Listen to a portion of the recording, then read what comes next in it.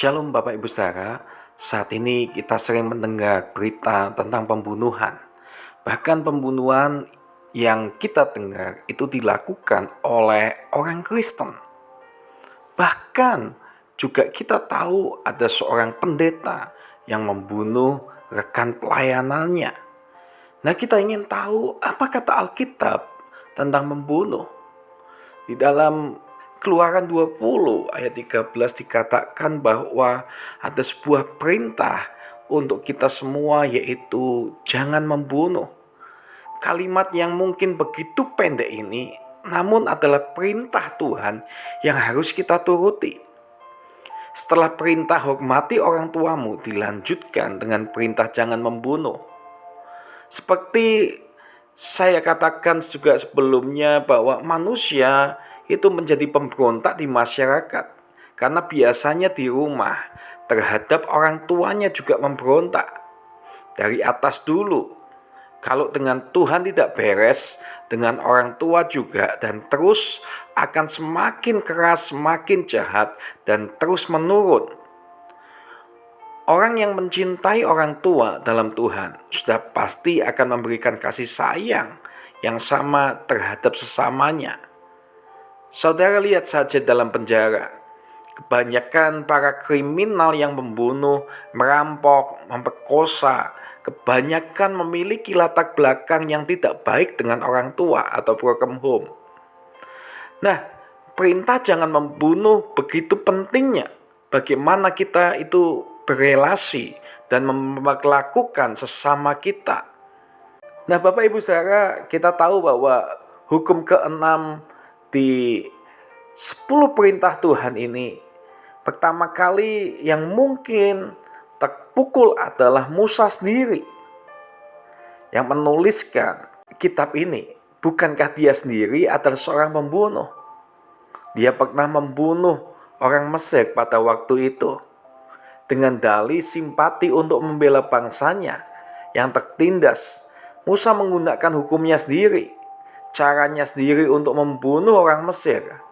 Musa terlalu emosi, tidak mau menunggu waktu Tuhan, tidak menggunakan caranya Tuhan, melainkan dengan hikmat dan kekuatannya sendiri. Lalu apakah kemudian mendatangkan kebaikan bagi Musa? Bapak Ibu Saudara, kita mungkin bisa membaca bagian awal, kita akan tahu bahwa sebetulnya apa yang Musa lakukan, dia membunuh orang Mesir, itu tidak mendatangkan kebaikan buat dirinya. Justru menimbulkan kesulitan yang sangat besar bagi Musa. Dan akhirnya dia harus melarikan diri dari Mesir dan menjadi gembala selama 40 tahun di padang gurun. Dari anak raja yang begitu mulia menjadi pekerja rendahan gara-gara membunuh. Jadi sampai di sini Musa mendapatkan didikan dari Tuhan supaya jangan sombong. Melalui kelemahannya dipakai Tuhan untuk menjadi berkat bagi orang lain. Tuhan kita itu begitu ajaib Bapak Ibu Saudara. Cara Tuhan seringkali sangat aneh dan tidak masuk akal. Dan saat ini kita harus tahu ada beberapa alasan kenapa manusia tidak boleh membunuh sesamanya. Yang pertama, karena manusia dicipta sesuai dengan image Allah. Saudara harus tahu baik-baik kalimat ini. Manusia adalah makhluk ciptaan yang tertinggi dan paling mulia di hadapan Tuhan. Binatang tidak diciptakan seperti ini. Makanya tidak ada binatang yang sanggup mencari Tuhan. Tidak ada binatang yang perlu dididik dengan agama. Tidak begitu dengan manusia Bapak Ibu Saudara. Jiwa manusia memiliki image Tuhan yang tidak mungkin akan hilang. Manusia itu diciptakan terakhir oleh Tuhan Allah. Maksudnya segala sesuatu yang telah diciptakan Allah sebelumnya akan diperuntukkan untuk manusia.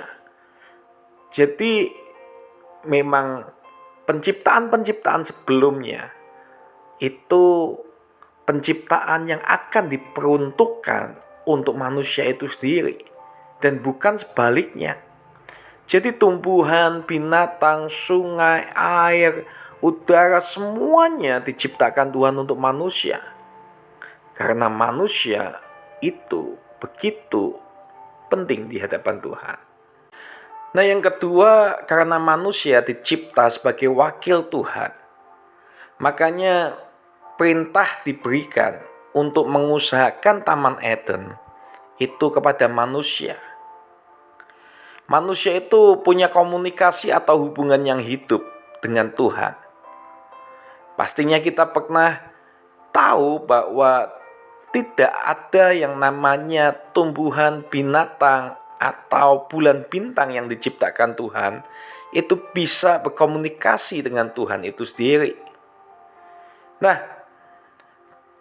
komunikasi itu sendiri cuma ada kepada manusia, Bapak Ibu Saudara. Allah berkomunikasi langsung kepada manusia. Itulah sebabnya manusia adalah makhluk yang begitu mulia dan begitu tinggi di hadapan Tuhan. Manusia itu memiliki pribadi, kecerdasan, perasaan seperti Tuhan. Dengan kekuatan jiwa dan pikirannya, manusia sanggup mengelola alam dan bahkan menjinakkan binatang yang paling ganas sekalipun.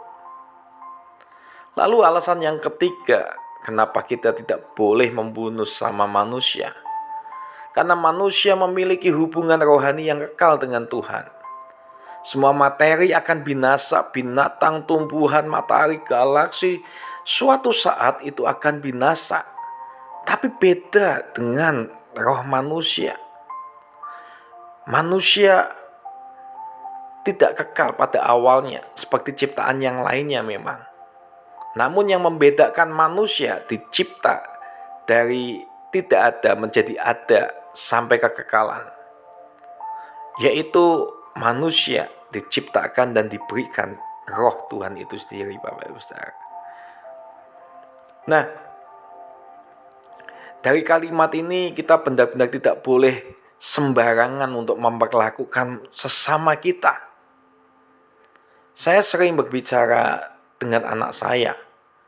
Waktu engkau melihat orang yang begitu rendah, homeless, pengemis, atau begitu miskin, bau, dan butuh. Namun ingat, bahwa di dalam diri mereka itu ada pribadi yang dikasihi oleh Tuhan. Oleh karena itu, mari kita cintai sesama kita manusia tanpa pandang bulu. Dan mari kita saling mengasihi sesama kita manusia. Terima kasih, Tuhan Yesus memberkati.